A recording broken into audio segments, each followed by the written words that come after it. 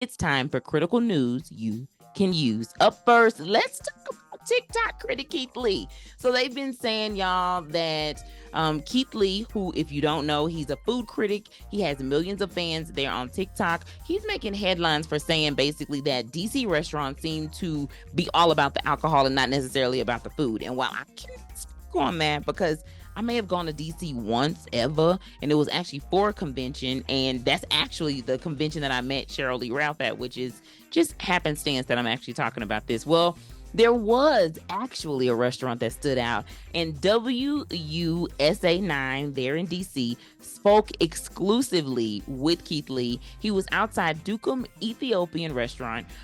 He stopped in basically and highlighted it, and he said that that restaurant particularly was the highlight of this entire visit.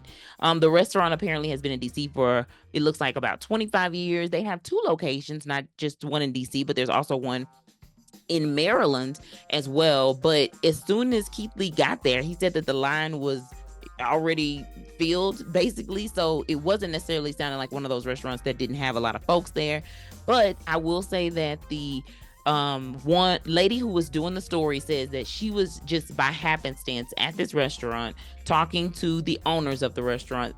She asked them the question of, hey, what's going to happen if, if Keith Lee, who they had heard was coming to DC, stops by your restaurant. They were like, oh, that would be amazing, da da da da. And she said within 15 minutes, Keith Lee stopped by the restaurant. So although it sounds like there is some challenges, according to Keith Lee, with finding restaurants in DC that are not alcohol based or maybe alcohol driven, this restaurant, Dukem Ethiopian restaurant, seemed to satisfy his needs.